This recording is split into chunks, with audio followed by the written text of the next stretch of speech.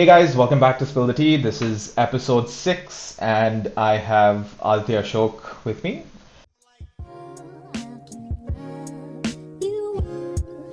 He's better known as Oxygen, one of the leading voices in India's electronic music scene.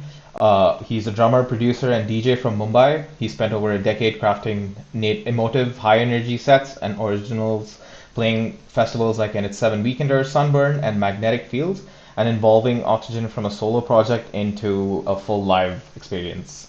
Thank you, Aditya, for kind of joining in and taking time off, your schedule. I'm pretty sure you're actually in.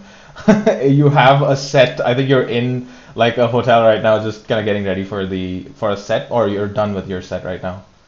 I'm actually in the middle of two shows. I had a show yesterday in Delhi, and I have a show today also in Delhi, different parts of Delhi. Okay. But I had a little bit of time in the morning. So thanks for having me, man. No, for sure. I really appreciate you taking the time. This is one of those kind of offset episodes, I feel like, in terms of like generally the people that I've interviewed so far has been more, I feel like very standardized like profiles that they have, and then this is like one that kind of just kind of takes it to a whole new side, which is kind of interesting. I've always wanted to kind of pivot into like different sides because I started to feel like it was getting very focused on like traditional like career paths, I guess, to a certain degree. Hmm. So this is awesome. I'm glad that we could do this.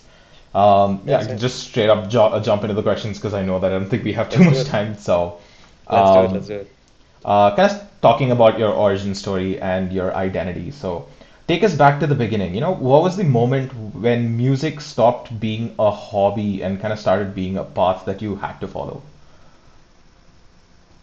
So it's actually quite funny because I remember telling the story to someone else recently. From I think between fifth grade to 10th grade is when people start to slowly get some sense of like, Hmm. maybe I'll go into the stream or maybe I'll do this like bachelor's program after my 10th or whatever it is. And like none of these terms and ideas really cemented in my head in any way. I think from like the fifth or sixth standard, I was always like, yeah, eventually I'm going to be in a band. I had no idea what Hmm. that meant in a reality standpoint. Like, things like making money or like career graphs or longevity of careers. None of this was, I just knew that I was going to be in a band, as Hmm. stupid as that might have been, as a plan going forward. And strangely, even right after school, I always found myself in situations where there was music involved, like either my friends were playing an instrument and we'd try to write a song or cover a song. And even all through college, junior college, senior college, it was always kind of lingering in the back that music is obviously going to be what I do, and whatever I'm doing educationally is just to, pass the time. And luckily, right in the middle of my second year, I started playing a lot of shows outside of the city that I was living in, which was Bombay at the time. And there was a little bit of money coming in. So even right after I graduated, it's like my parents didn't have to put much pressure on me because I Hmm. was bringing in a little bit of money and supporting myself and stuff.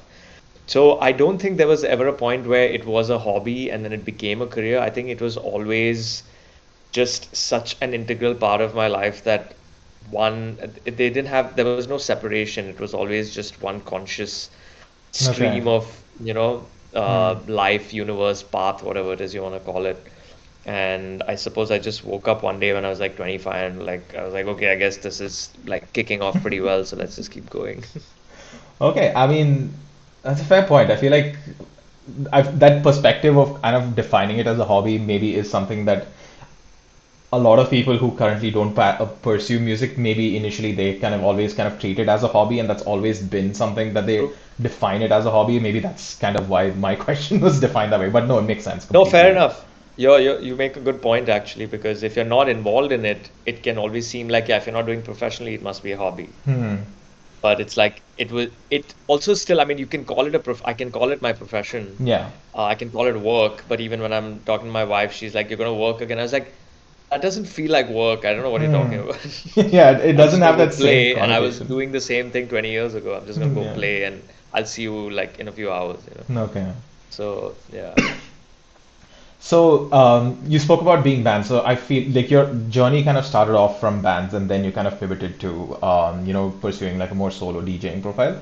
So, do you remember the first time kind of working with DJing kind of clicked for you? And is there any specific track, a specific night, or any specific experience that kind of flipped that switch? Or was it kind of related to playing drums and then kind of pivoting to something in along the lines of like electronic music? No, I actually have a very solid answer for you here. There was this one exact night, I can't remember the date, Hmm. but the very famous, now defunct, although soon reopening, club in Bombay called Blue Frog. Hmm. I went there for the first time sometime in the summer of 2008, and I happened to hear this Eric Truffaz. He's a jazz trumpet player. Eric Truffaz track on the system before the show was going to start. I can't remember what show we went for. And even though he was a jazz trumpet player, there was this. It was a very like drum and bassy kind of track. It had like a 170 jungle kind of beat, very mellow, very subtle. But something about that, the intensity of the speed or just the quickness of the beats, something just spoke to me, and I asked the person who was playing, like who was controlling the music and the PA, what it was. And then I went back home, and then that kind of started my journey with drum and bass. And although I had dabbled in a little bit of listening to electronic music from the early 2000s, like Hmm. Alice DJ and Tiesto and all of those Hmm. things, when I was a little younger, I didn't really understand the depths of it, or I wasn't involved in music as deeply to kind of look into it as something I could be actively involved in as a Yeah. maker of it. So that's where it really started. And another very pivotal song or album would be Syncopated City by London Electricity. It's an album, and the Okay. first track on that is called Bare Religion, and just something about the way the synths and the bass kicks in on that song as well was like it really kind of hit me like a freight train. And that's when my love with drum and bass kind of began. But many years later, I realized that I found an even earlier drum and bass or electronic music injection into my life, which you actually, Tarun, might be able to relate to. Hmm. Do you remember we used to play Need for Speed, Yeah. NFS2 SE? Yeah. Yeah. So the first song on that is kind of like a slightly slowed down jungle track. Oh, okay. I I don't know if you even remember this. I'll link you to it after. But okay. the day I realized this, I was like, whoa, so the seeds were sown like when I was 8 years old, maybe, Yeah. not when I was 17. I mean, yeah, that's the thing, right? You never know when a lot of this kind of kicks into play. I mean, to be honest, like you were also quite influential for my kind of jump into Musical, musical background because I knew right, that like right. whenever it was always like that cool cousin, right? We used to always go to come over to your house and then you'd always have like your setup and then we'd kind of like run through a lot of the music and you used to always kind Yeah, of yeah, play, I used kind to of enjoy it. enjoy. Like I remember, like Tool is like still one of my like all-time favorite like bands Absolutely. that I listen to at the moment. So, and I remember that you were the person who kind of pushed me into like or kind of introduced that Nice. band to me, and I was just like, it's Yeah. still to this day like I listen to like Vicarious and like all the other songs that they have. It's just 10,000 Days. That album itself is just insane. So I totally relate to having this connection, and obviously like games um, always kind of sow that seed. Like even now, like a lot of people relate music to a lot of games, like like FIFA and stuff like that. I know a lot of people that feel so much nostalgia listening to a song because it directly associates it with a specific game, and that kind of just Hmm. takes it from there. So kind of Yeah. it's Yeah, always yeah, yeah. intertwined, and I guess you kind of took that and pushed it to the boundary of actually kind of getting into the Yeah, profession, which is pretty cool. you can say that. Yeah. So, kind of talking about nostalgia and kind of where kind of if you want to say like kind of connecting narratives to specific stories, I feel like that's something that you had to do to define your own kind of sound. Because when you kind of pivoted out of working with bands, uh, you you've spoken in like different I still very interviews. much work with bands, just FYI. I No, just had a no, show no. last night. I was playing drums, and I have a show today where I'm playing drums as well. So, Okay, but yeah, that's yeah, not too. Okay, yeah, that's I actually kind of wear fair. both hats. You kind Yeah, of keep switching when it has to. So, all right, fair. yeah. So, when you do have to make that, when you kind of started off your Oxygen as like your own brand and kind of focusing or trying to find your own tune in that, in different interviews, you've kind of spoken about being a kind of trial and error producer. Can Hmm. you share a story of like a happy accident in the studio that kind of changed a specific track completely? Yeah, there's this I had done this remix. This is just off the top of my head. I had done this remix for Medieval Pundits. Okay. It was a track that they had done with Karsh Kale, and this was like way back in 2016. And sorry, I'm sorry, 2013. Mm-hmm. And this is back when I really didn't know my elbow from my ass in terms of music production, or like, Yeah. so the trial and error is a bit of an understatement. But Yeah.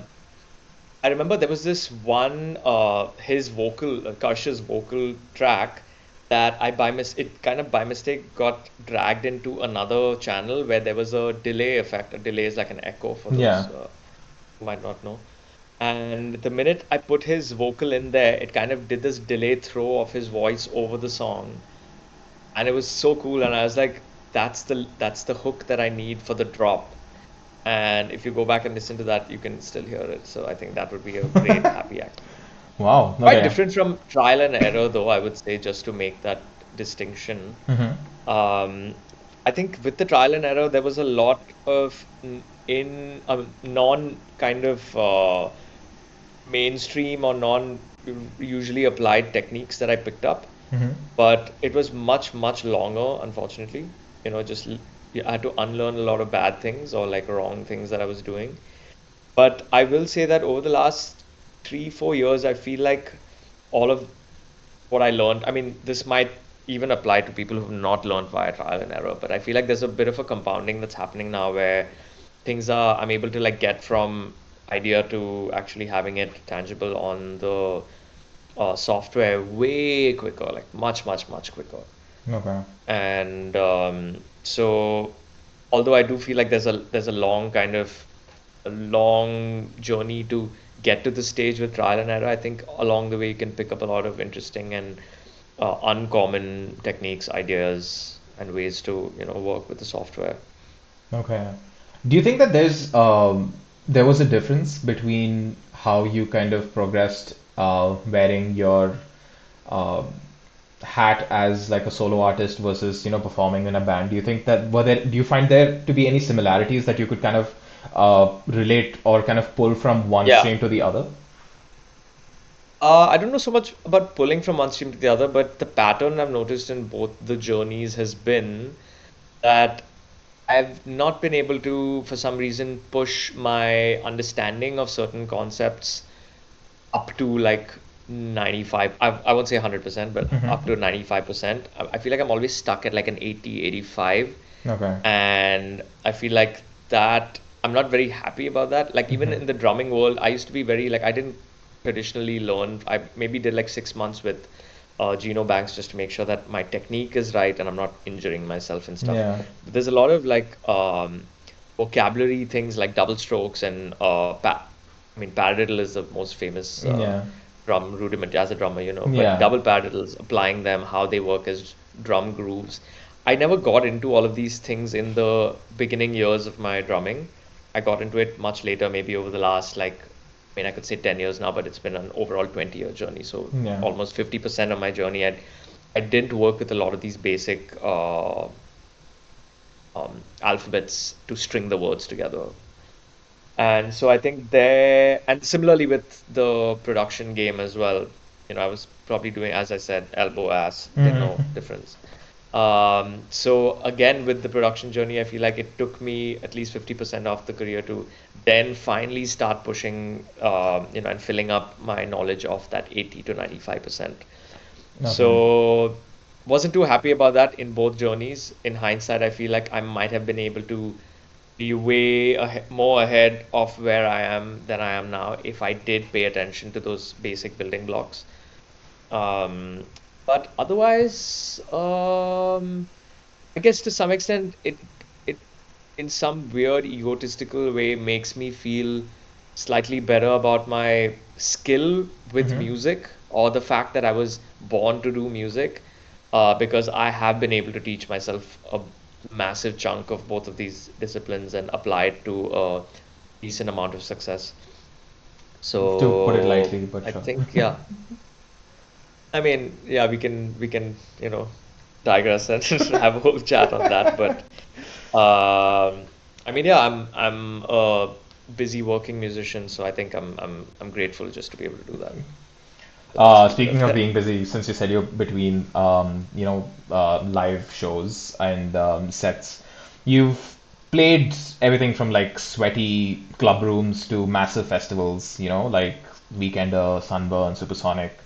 What's a set that kind of permanently burned or is currently burned into your memory? And if you can explain why. There's quite a few actually. I think one that always comes to mind is NH7 2011, which Okay. is literally the first year that I started DJing. And it was a really small crew back then of like actual of DJs. And I actually, when I look back, I wouldn't even call myself a DJ considering the equipment I was using and what I was doing. I won't get into it, but it was also a technique that was handed down to me from one of my senior peers. So I just thought that's how things are done. In short, I was using a laptop and a sound card and set kind of tunes. I wasn't like, Okay. mixing tunes together. It was a little more premeditated, Hmm. but still I was choosing the songs. The selection aspect of the DJing was still there. And I closed the Pepsi dub station stage, and there were like 4,000 people, and I had like 11, 12 of my peers at the back jumping and dancing while I was playing this DJ set. And it was probably my fourth ever show. Okay. And I was like, this is insane. Like, no one should have this. I'm sorry, I think it was 2013, not 2011. 2011 also I played, but that wasn't quite this situation. 2013 is what I'm talking about. Okay. But yeah, just having that many people, so definitely not my fourth ever show, but fairly new to the game to be able to be given a stage like that. Hmm. I think that is definitely pretty high up in it. I mean, it's a nice question that you asked me because I'm thinking back and there's actually many of these. There's a Hmm. bunch of really like unreal moments that I had with Sky Harbor on our US tours actually. Um, and also in Europe when we opened for Deftones, I think Hmm. something like that will obviously stay with Yeah. you forever. But yeah, there's been a few. I've been lucky to have quite a few of these that have been etched into my memory.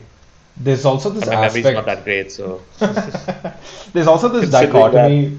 There's this dichotomy of the tour life, like because Mhm. the sight that people see is usually just the bit that you're showing them, right? The show The itself. high.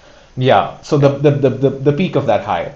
But then there's this other life altogether of the travel between all those shows and kind of moving from one space to the other, setting up everything.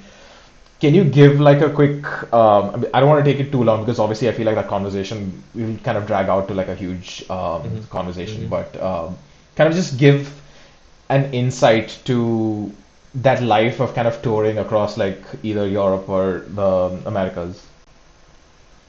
Yeah. So also just at the beginning, I want to kind of distinguish between touring in India and then touring anywhere other than India. Okay. Very, very different. Because when I'm touring in India, I'm staying at the Taj, and when I'm touring in the US or Europe, which I don't do anymore, it was a lot more when I was with Sky Harbor between 2014 to 19. That was brutal. Like I mean, we had one or two comfortable tours, and then the rest of them were very, very, just trying to like save money where we can. So, we had like vans. We would stay in a hotel maybe once every 4 nights.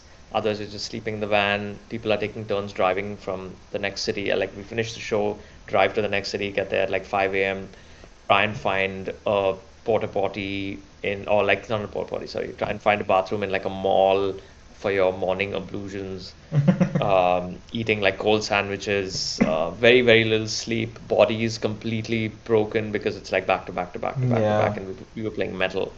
So, one thing I will say though, it was so difficult, probably the most difficult thing I've ever done in my life. multiple times. Yeah. But I feel like it kind of raised my threshold to deal with shit Hmm. so high. It Yeah. raised it to such a high level that even though I haven't toured like that in 6 years, I still feel like even though the threshold has definitely dropped a bit, I still feel like the overall noise flow for that is still super high. Hmm. And I think like anyone who does hard things, I think if you train a lot or if you are involved in some sort of work that really puts you in discomfort quite often, it does raise your threshold for dealing with all kinds of shit that life might throw your way, and at the same time, just having a generally good disposition about it. Okay. So I think that's the upside of having gone through all of that. But in India, it's a lot of fun. Yeah. It's just a day or 2 days, maybe on a. Now that I live in Goa, when I travel these days, um, sometimes I have to take a connecting flight, which is a bit annoying. And sometimes I might have to be out on the road for much longer than I need to because maybe I'll just have a day in the middle and it makes more sense for me to just spend that in the city that I am going to be in, or maybe stop off at Bombay because that's where the stopover is at. Other than that, touring in India is actually a lot of fun. The clients I play with take really good care of us, good hotels, good flights. uh, Hospitality is pretty top notch. Speaking of, just being taken care of and this thing, can you tell me what the difference is for you in terms of like preparing for like a DJ set versus like a drumming set? So prep for DJ sets would just be finding new music Hmm. that I would like to play or I would like people to listen to or that I think people would like to dance to. And that I end up doing from a few different sources. I follow a lot of labels on Bandcamp Hmm.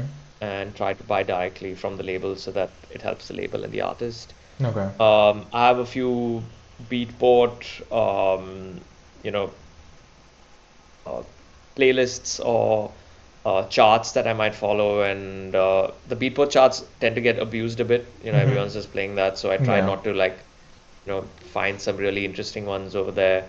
Um, Another way, actually, nowadays over the last few years, I've been finding music is just on Instagram. If I'm scrolling and I happen to like something I hear, I just screenshot it, and then when I'm working on my set, I'll just read that, listen to it. If it still, bangs, if it still slaps, then I'll buy it.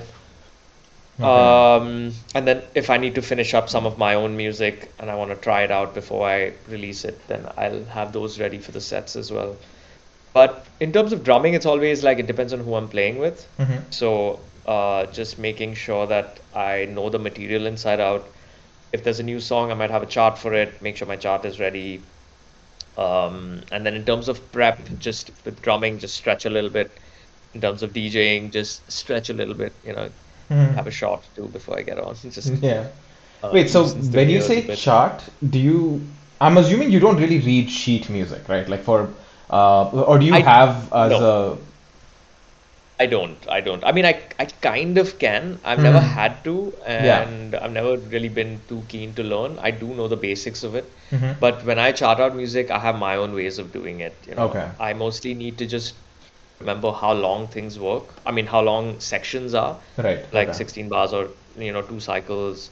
Then there's like guitar solo, and then I might write a little hook. Like if there's a vocal, I might write the first word of the vocal there, so I know, oh, okay, that's where we are in the song. Got you. Got you. And if Okay. I also need to remember certain beats, I might just do a basic, like I'll just write K, K, H, like kick, kick, snare, S, and space it out in a way that I can understand. Yeah. No one else will be able to understand what I've written. But as long as I can understand it, it's fine. And then I might Okay. also sometimes, if I need to remember what that beat is in brackets, and if I'm learning like 10 songs, it might start getting a bit confusing. So in brackets, I might put the name of a famous song that I know, Yeah. and I'll be like this kind of beat, like Oh, We Will Rock okay. You beat. So then I know it's poop poop pa poop poop pa. Got you. So I'll just put Okay. it's just like a quick reference there. I can just read the name of the song and I know exactly what the beat So is. that chart is very intuitive for you. It's more like Yeah, just it's like it's very whatever. personal. Okay. That's interesting. I feel like That's if very fun. do you feel like there are other artists who also have like a very similar, like personalized kind of Yeah, method of going about it? I have come across a few. I wouldn't say there's a lot because I also know that between especially the melody instruments like the guitar Mm-hmm. players, piano players, bass Yeah. players, they share a lot of their charts. Like if there's a Okay. new guitar player coming to our band, then maybe our piano player, our keyboard player will share his charts with the guitar player. So Yeah. he can't be too, vague about it. Out Not there, that yeah. he's keeping that in mind, but I've noticed that they have been able to share within each other. So I'm assuming there is a certain amount of, uh, everyone can kind of understand what's being Okay. written. But I have also come across a few people who have a little bit of a weird personalized kind of way of writing out their charts. Yeah. I feel like another thing that maybe a lot of people are not privy to is the fact that you have multiple musicians that kind of enter and leave the band as it kind of progresses. Like the band kind of remains as Mhm. such. It may not be like everyone kind of switching out, but there are situations where, like you mentioned, where you joined in Sky Harbor, and I think currently they do still perform. Do they? I'm not too Actually, sure no, actually. they haven't. No, since I think after I left, they did Mexico and an Australian tour, Mm-hmm. two tours, short ones. I think since then, I think post-COVID, basically, like Okay. many other things, they just kind of got the momentum kind of dropped. I think they're all quite busy doing their own things right now. I don't Okay. think. But anyway, sorry, So, go on. yeah, so like this is also like a very common thing because I feel like when people look at bands that they know, they tend to kind of always assume that it's the same four people that will just throughout the lifetime of the band itself, that they're the only people that perform. But there is this new kind of scene where people kind of mold according to like the requirements in terms of like when one drummer may be moving out or if a guitarist kind of is doing something else, then other people tend to come in and also kind of help the band kind of perform at certain events. So this may be just new information. So I'm saying like for people who were probably wondering just like, wait, what do you mean like a new guitarist came in? Is it like, is it changing or whatnot? Like it's a thing that I feel like a lot of people may not know. At least I didn't up until I've actually heard you Interesting. talk Talk about it. about it. I feel like there's this assumption that it always is just the same set of people that just keep doing it forward. And the moment one of them leaves, that just breaks, and then it's a new band that forms, and they take it from a different like like a tag or Different whatever. name and things. Yeah. Right.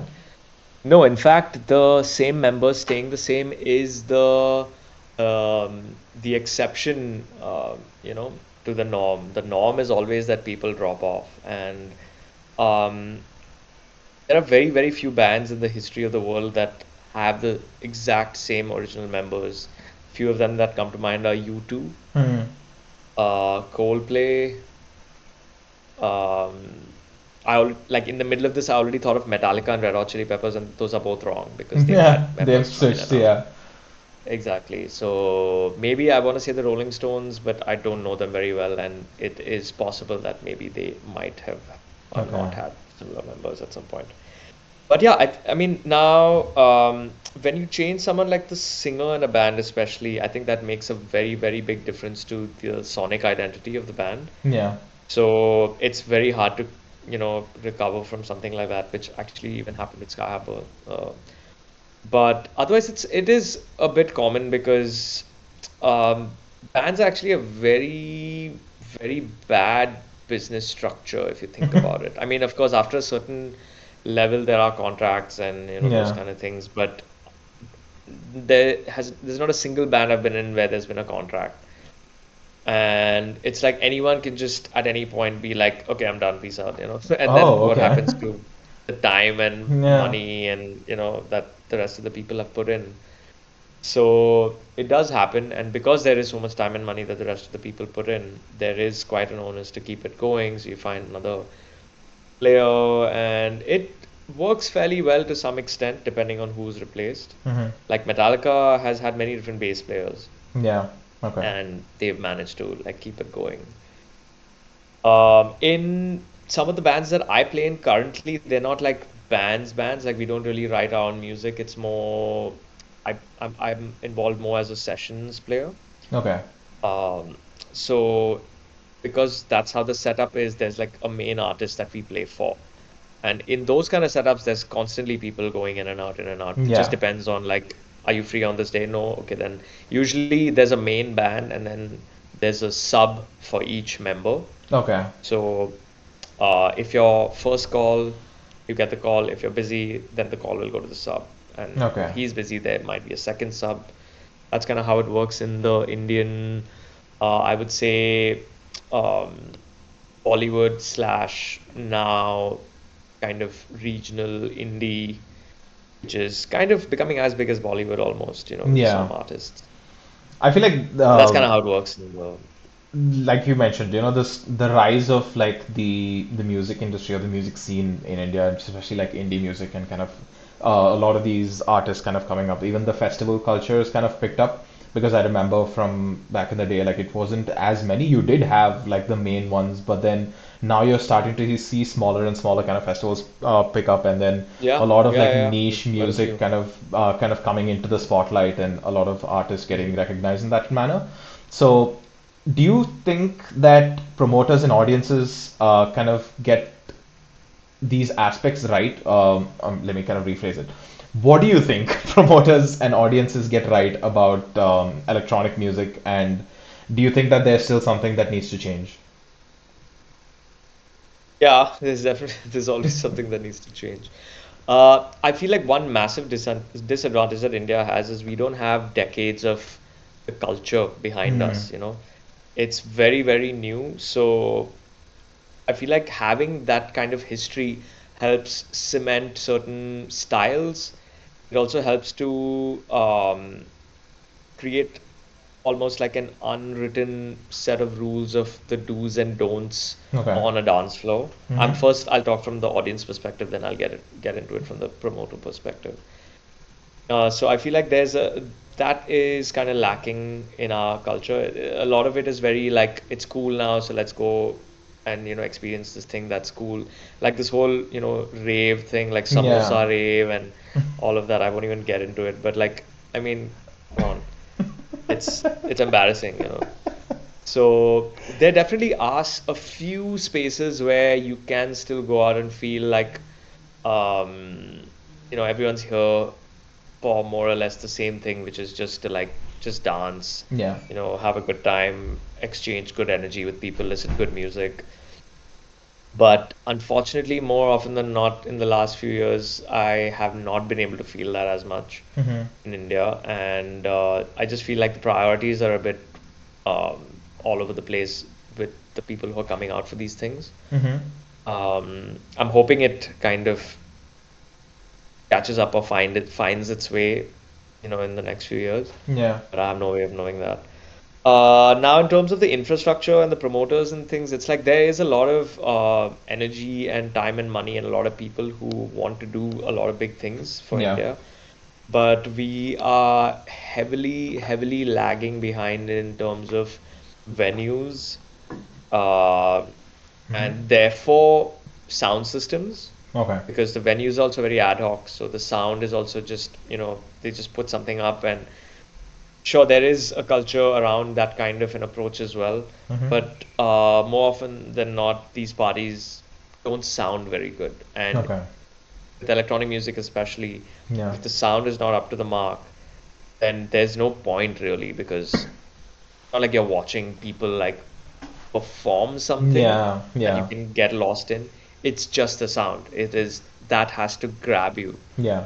And if it doesn't, then you are not in the sound. You're just there. You're not fully immersed into the experience. I feel like you can do that a lot more with live music because there is Hmm. someone who is in that moment just connected to source and is able to, I mean, considering we're talking about, captivating artists. Yeah. But with this, it's you need that. And sure, you're putting a DJ up on a stage these days and he's doing that whole thing, but that's not what it's Hmm. about. It's just Yeah. about dancing. There are clubs where, I mean, abroad where you don't even know where the DJ is, Hmm. you know.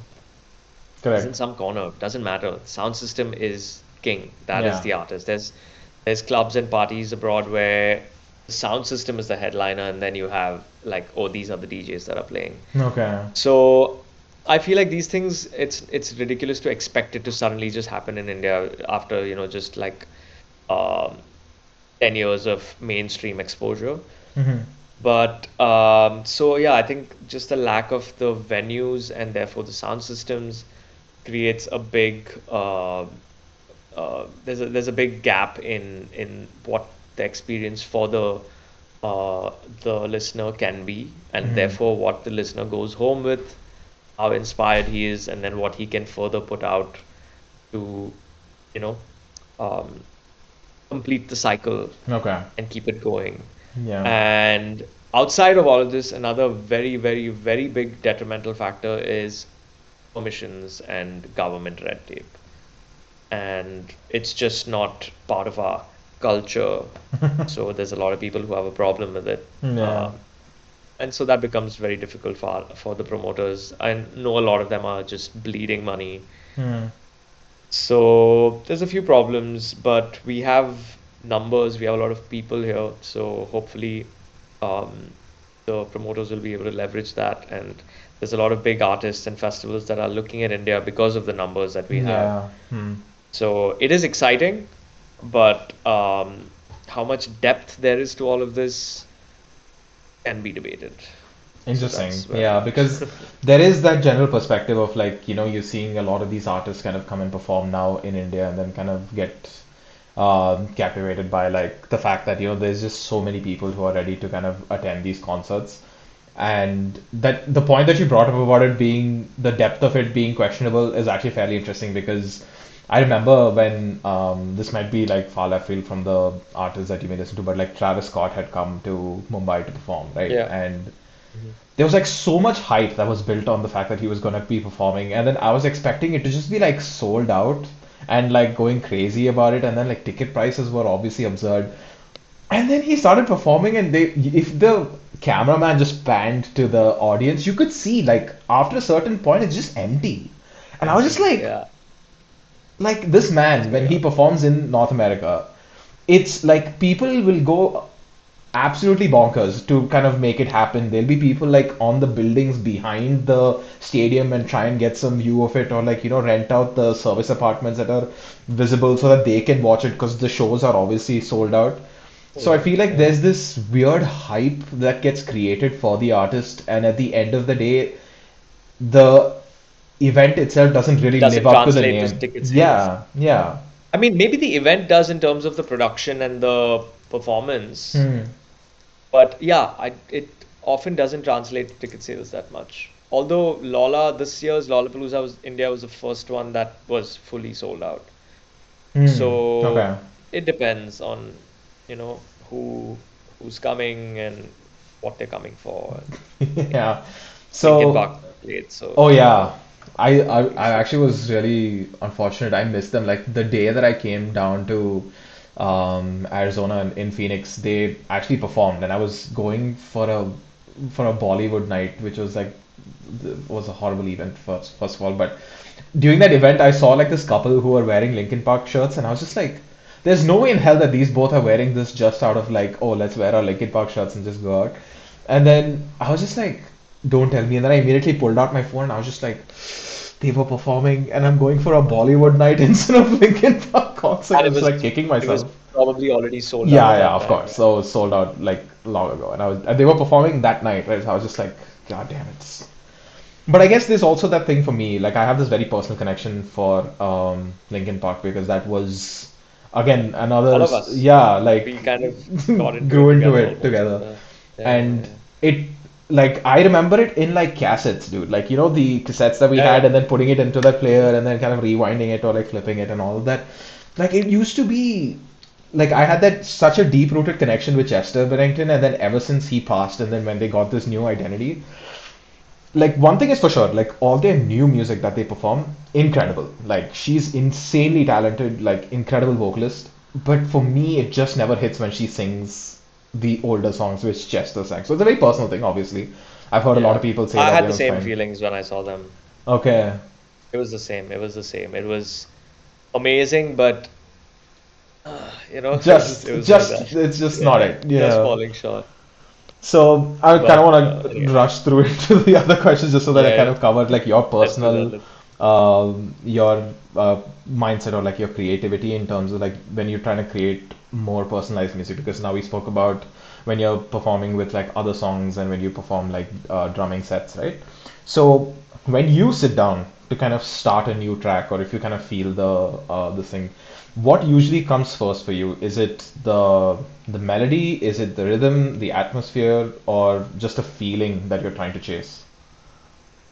No, it always starts with just playing around. So I have a Okay. few hardware synthesizers and software synthesizers that I use Hmm. fairly um fairly often in all my music. There's like you'll find the same sets of hardware and software that I use. So it always just starts off with playing around. It's Hmm. just playing. I'm just messing around and within that, something might just click. I might just hear something and then I might like that. And then in like a flash, I might be able to hear what that could sound like within the context of, oh, what if that played with a beat like this? Then I'm quickly chasing to make that beat, Okay. and then Yeah, so yeah, you yeah. slowly put the building blocks together. And coming back to something that I spoke about right at the beginning of the interview, is I have found that the shorter the time between having the idea and then having it on the software, the less diluted that idea is. Like the more time it takes, Right. by the time you Hmm. get it on the software, it's not what you had in your head because you've Yeah. forgotten that. That's gone. And now what you have is what you currently remember of that original idea. Right. So being able to do that translation like in, say, a minute rather Hmm. than half an hour has been hugely transformative in terms of like the songwriting aspect. Yeah. But coming back to what you're saying, yeah, so I usually am just playing around with something. In the play, I might come up with some little, like a small little hook.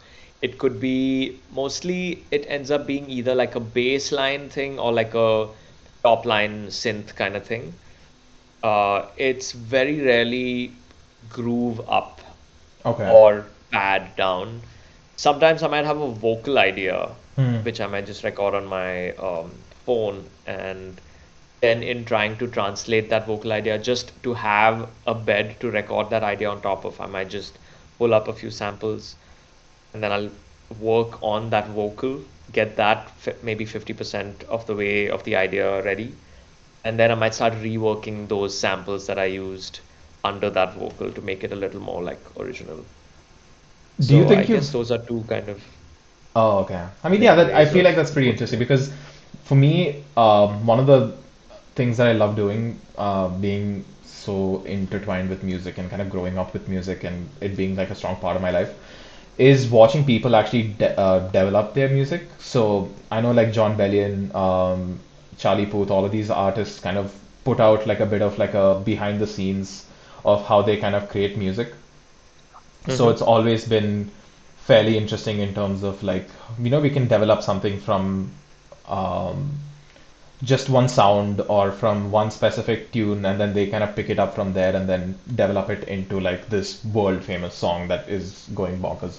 Do you feel like you try and emulate some of these things, or do you think that that is something that works only to that specific artist and it doesn't really kind of work with kind of doing You something mean yourself? like chiseling away at something to finally get it to a I don't think I quite understood your It's question. more okay, so it's more of like there are certain so like a lot of these artists have their own ways of defining music, right? So if at any point when you're having, say, like a tough time with a certain aspect of it, or you're trying to like get into something, do you feel like you could emulate things? It doesn't necessarily have to be these specific artists, but if it was some other artists that you're following and the process Or that they trying to follow, like right.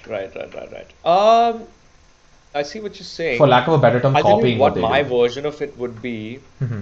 Sometimes if I'm struggling with, say, I feel like a part sounds empty, or if I feel like I'm not sure where to go from this section, like what's next, it's Yeah. like feeling very blank, then I might pick up a song from an artist who I listen to where I feel like, okay, this song and that song could kind of live in the same world. Okay. And then I'll just like pull that song into my project and be like, okay, so what is this person doing? Like, okay, this is okay, so he's taken this hook and then maybe this hook is now gone into the background. There's a new hook that's come, or maybe it's just Yeah. evolved a bit, or maybe now there's a full breakdown and he's rebuilding the whole thing up. So, yeah, sometimes if I feel stuck and I just cannot think of what to do next or how to take it forward, I'll totally, you know, check out a song that I like, which I feel like they're the same mood, Yeah. and I might take inspiration from that and see where we're going. Who said this? I think it was Andy Warhol who said, um, I'm gonna butcher the saying, but something along the lines of like great creatives are great thieves, something like that. You know what I It mean? does. It does. It You, does ring a bell. I forget what it To is, to be but a great, basically no, not to be a great. Actually, the essence of it being everyone steals in some degree or the other, yeah, consciously or subconsciously, because you're just constantly pulling. I yeah, feel like a lot of times when people find themselves in situations where they're like, hey, this song sounds like that song. And I genuinely feel like a lot of those times the person who made the quote unquote copied song probably didn't even realize that they did did something that. very similar to something they heard. It's just in your subconscious and it just kind of comes through. Hmm. And just yesterday I was working on a vocal melody for one of the songs I'm working on, and I had to really think about where have I taken this from somewhere? And then I was like, oh, this sounds like from My Way by Limp Bizkit. Okay. Like the line literally is I can see it in your eyes. And I was like, where's that from? And I was like, oh, that's from My Way from Limp Bizkit. So that happens sometimes, but you know what? As long as you can sleep well at night, doesn't matter. Yeah. So, what is life like? I mean, see, we've spoken so much about music. Maybe we should try and give like a little glimpse onto like your life apart from music. So, what does your day or week look like when when you're off stage and people might not expect something from an artist? So, like whatever you're trying to do, like it's is there some activity that you partake in which people are just going to be like, I mean, because you can always say that you're always going to be Yes. a part of like a studio and you do this. Is there some activity that you tend to kind of take part in which people are going to be like, whoa, okay, I didn't really think that that was something he'd be doing? Yeah, going to sleep at like 10 p.m. I think that's an activity that no one will expect that I'll be involved in. But since I moved to Goa, Mm-hmm. and also because my wife is a yoga teacher and generally has much better uh, lifestyle habits than I do, I have managed to emulate some of her ways over the last few years, and I just really like the mornings in Goa. Okay. It's really beautiful, peaceful, calming, uh, nervous system resetting kind of energy, the birds and the whole thing. So I go to sleep fairly early and I wake up fairly early. Also, I have a dog, so I need to take him out for a walk and those kind of things. So I think that's something that might be a little shocking. I mean, Hmm. even now when I sometimes speak to people and I'm like, okay, let's do 8 a.m. and they're like, 8 a.m. I thought, isn't that early for you? I was like, no, no, it's fine. Um, that is one thing, I suppose. That's not been like that though. A lot of another thing I was talking about is routine. Actually, I wanted to talk Okay. about Mm-hmm. when you were saying what life looks like outside of the shows. So I would say the first 10 years of my life, 2010, I mean, of my professional life, 2010 to 2020, every day was different. Hmm. And I used to love that. It was great. It was very exciting and fun. And it's like, I have no idea what I'm doing today. The downside of that being, I feel like I could have got a lot more done in terms of my own personal catalog of music. Yeah. I feel like between 2010 to 2020, I might have put out like 20 songs, maybe 15, 20 songs. And then Mm-hmm. from like 2020 to now, which is 5 years, I might have put out like 30 songs. So Okay. there was definitely a jump in my productivity, which maybe also a factor of, as I said, the compounding of that trial and error processes and now things being Mm-hmm. much quicker. Maybe it's Yeah. that, maybe refined taste over the years of doing something for that long. But I think most importantly, I got into a bit of a routine. Mm. So I kind of day jobbed my uh, very non-day job. So Yeah. I kind of get a decent early start to the day that allows me to get into the studio, do like a um, first half of the day session. I can break for lunch, then I do a second half, and then I take my dog out, and then I'm done with work by like 6 p.m. on most days.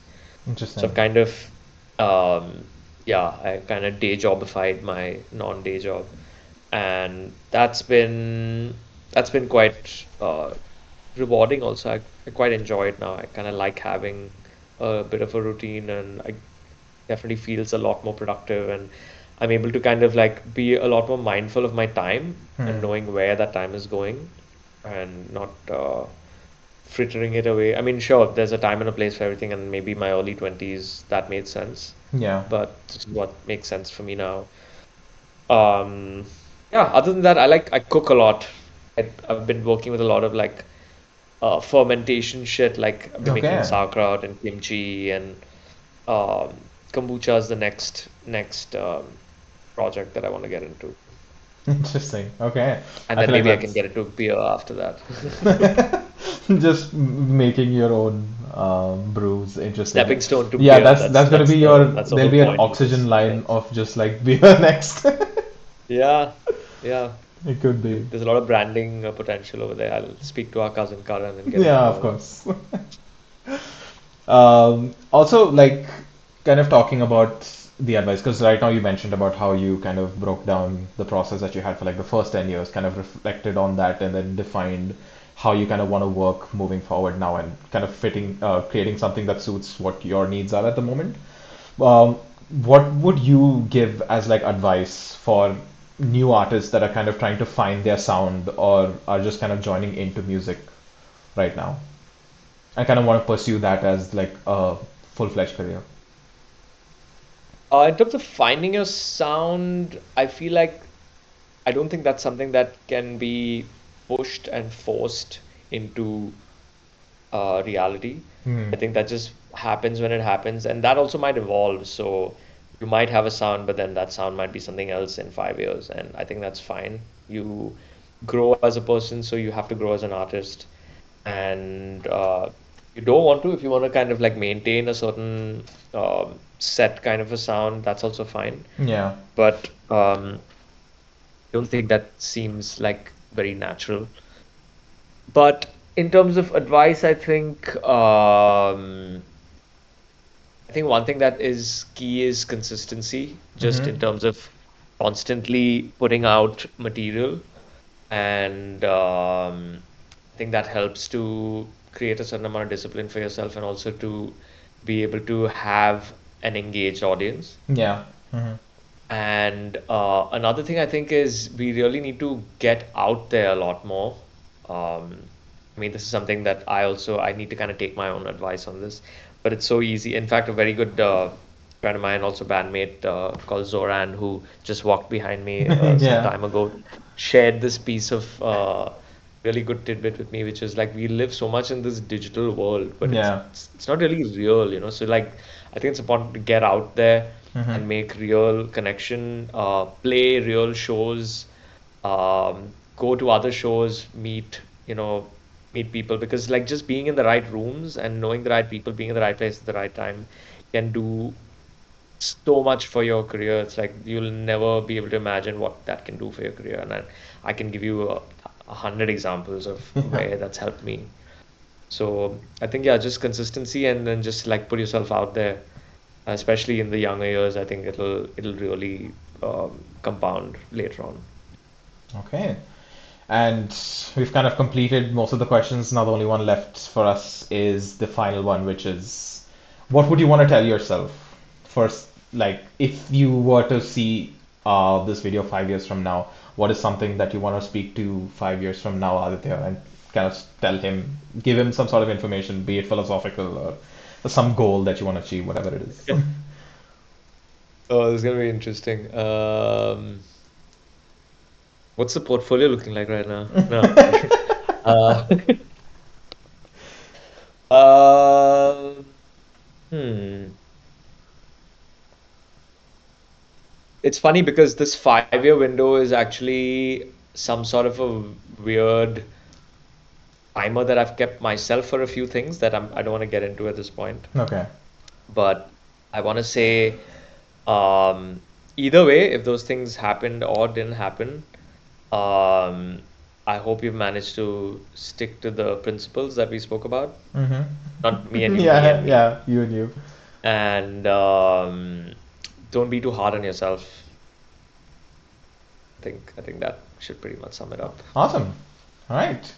Great. Thank you so much, man. Thank you for taking time and doing this. I know you're in My between pleasure. your sets and you have like another one coming up soon, and I really appreciate you taking the time for doing this.